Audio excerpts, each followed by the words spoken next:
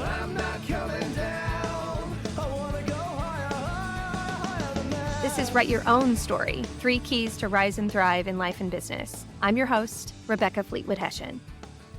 A couple of weeks ago when we talked about the drama triangle and that the 2 most important roles that you can play in writing your own story are nurturer and coach. This past weekend, I was in Nashville with my son to move there in May to be closer to the music industry because he's a songwriter. And so I took the opportunity before I came home to really sit down and nurture and coach. So we spent the weekend just having a good time. We went to a Guns N' Roses concert. We watched some movies. Actually, we watched the entire Lord of the Rings series because I had not actually watched any of them. That's a whole nother story for another day, much to his chagrin. And he had always wanted me to. And we both had been just going hard, working, and just needed some downtime. It was wonderful because if you have seen Lord of the Rings, which most of the world has, but me, there's just tons of Bible connections and symbolism in there. And that created great conversations for he and I that was really meaningful as a parent. I hadn't anticipated that would be how we would spend our weekend, but I was certainly grateful that the Lord brought that opportunity. And then I took him to the grocery store because he's got some histamine issues. We're trying some different diet things and helped him pick out some food so that he would have new recipes to try because he was totally burnt out on eating the same foods over and over. So that was very nurturing and motherly in that way. But before I left, I said, let's go to breakfast. And in my bag had a notebook. You've heard me say a million times that I always had a whiteboard in the kitchen when my kids were growing up. So it was kind of the equivalent of the whiteboard in the kitchen.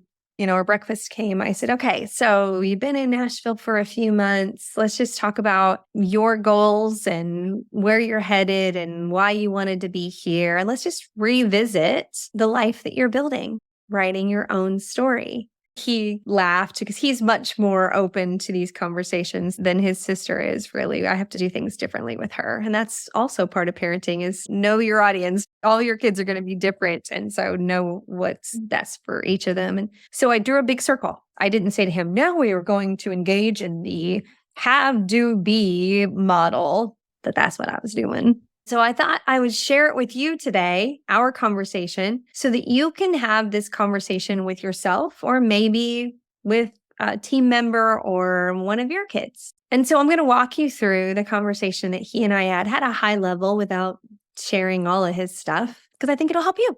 Sound like a plan, Stan?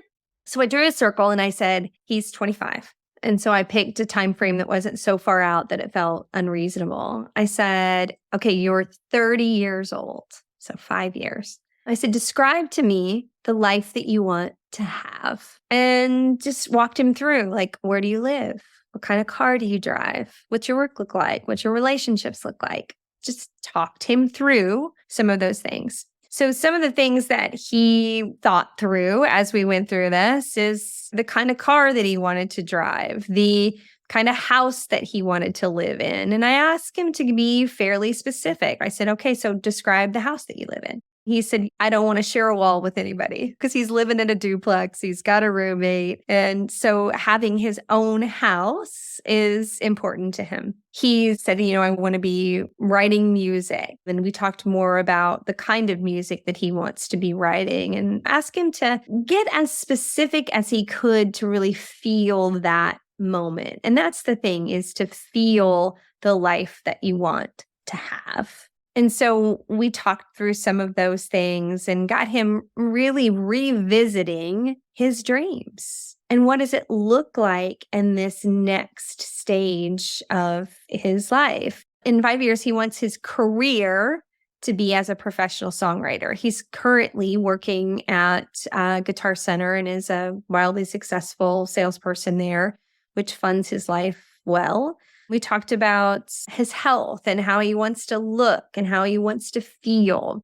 I had him name, like, what's the car you're driving in 5 years? What color is it? How does it feel to drive it? wanted him to really get into the feelings of things. We talked about his friendships and one of his best friends. He said, I still want the daily talks that he has with his best friend that he's had since he was in 6th grade. And we talked about why that friendship is so important. And he got down to, thinking about, I really feel safe with him. No matter what's going on in my life, I know he's a safe place. So guess what? His friend Jack is his nurturer. That's the one in his life that no matter what's going on, he holds up the mirror and helps Cameron see that he's okay. He's safe. He's nurturing. We started talking about having more friends that are in the songwriting part of the music industry, because right now he sells a lot of guitars and gear, and that's great. And he loves doing it. He said, you know what? Even when I have a wildly successful, I sell a song and make a lot of money and things are going well as a professional songwriter in the future, he said, I still love gear. I still love guitars. I still love connecting people with the right kind of gear for them. He said, I don't want to stop doing that. And so we talked about how that could take on different roles and different opportunities. Maybe it is still with Guitar Center in a different way, or who knows? But we talked about how it feels. I asked him, what relationship do you want? He's currently dating. How do you want her to be in your life? And so I had him describe what that relationship of a future wife or significant other is going to look like and feel like. And we really just talked all the way through all the different aspects of his life. And he started getting into it, and I could see that he was getting re-inspired. And so, yes, this was a nurturing conversation, but it was also a coaching one. And it just so happens that his mom is a coach. And so I could pull from these tools that I use with my clients. But you know what? You can use this too. And so I wanted you to hear this today because it's a simple framework, 3 circles. The outward circle is, what do you want to have in your life? I want to have these kinds of relationships. I want to have this kind of career. I want to have this car. I want to have this kind of house. These are the things that I want. And so once we all talked through that, and at one point I said, okay, close your eyes and just feel like you have this life. What does that feel like to have this life? So you really need to help connect to the emotion of these things. That's what drives the neuroscience of this. Because there were a few times that he wanted to action plan. And I was like, that's not what we're doing right now.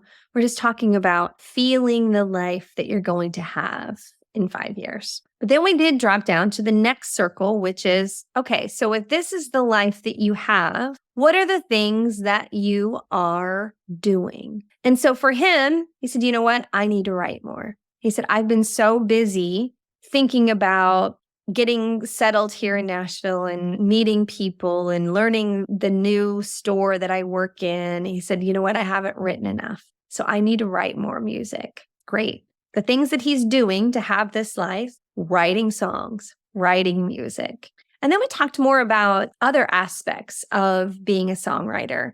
And so he wrote down some things that he is doing as a result of this conversation that have to do with playing and performing. That I'm not going to go into all the details of that for you today, but it led us into a place where he knew he needed to be more intentional about some of these things that he hadn't been because he'd gotten mired in just kind of survival of work and life. And now we were having an elevated conversation as his coach, nurturing his dreams, that he needed to do some things differently. We talked about the things he's doing for his health and checked in with himself to see if he was doing enough of that currently or if he needed to escalate and elevate some of that. We talked about meeting new people in Nashville that are more connected to songwriting and how to do that. Proximity is a big deal when you're thinking about your dreams. Are you with the people that are going to help inspire you? Does he have enough people that are coaching him in songwriting or teaching him about the business of songwriting, not just writing the music itself? It was interesting because we made the connection, having had watched Lord of the Rings all weekend, that J.R. Tolkien, the writer of Lord of the Rings, was friends with C.S. Lewis. They met each other early in their education in the 20s, and they became very good friends. And we had this really good discussion about proximity. And I said, I wonder if they both became so wildly successful because they had each other to challenge each other and to challenge the dreams that they had. Because it was C.S. Lewis that encouraged Tolkien to finish Lord of the Rings. If he hadn't had C.S. Lewis, we may not have had Lord of the Rings, but he was a nurturer of the hopes and the dreams of his friend. And so that led to us having this really rich discussion about each of us and who are the people that we have in our lives that are encouraging the hopes and the dreams that we have. Jim Rohn has the comment of, you are the average of the 5 people you spend time with. And because Cameron is very much a nurturer by nature, he needs to be mindful of making sure that he has the kind of people that are going to inspire and challenge him, because he tends to be the nurturer for most of his relationship, and he needs people that are inspiring and challenging him as well. And so we talked about, where could he go and hang out to find those people, and what kind of connections did I have and he has that he needed to be more proactive about going and finding those people. Who was going to be his C.S. Lewis? And it was inspiring for both of us to think about being more intentional about writing his story and not just waiting for it to happen. Because when we first sat down to have this conversation, he went to the traditional kind of industrial age model that many of us were raised on. I got to work really hard. If I'm here and I want to go here to this elevated place, it's like this stairway that's going to be really hard, and I'm going to be out of breath and I'm going to have to be taxed by it. That's the industrial model that many of us were raised on. Prove yourself and work harder. I got to get from this step to this step. There's 50 steps in between, and they're all going to be hard. And I quickly rattled him out of that. And I said, no. Are you going to work hard and be diligent? Yes. But are you going to believe that this has to take a long time? No. We can only achieve to our level of belief. And so seeing it through this framework of have, do, and be is where we're going next, really helped rattle him out of, it's got to be hard. I had sent him a video the day before of a famous actor. Chris Pratt was homeless, basically living out of a van, and one day met an actress who saw this attractive guy that she pictured him being in a movie. And she said, hey, do you act? And he said, yes, I do, which at the time he wasn't acting. He was working in a restaurant trying to survive, but he saw an opportunity. He sensed an opportunity. And she said, I want you to come in and audition. And he prepared for it.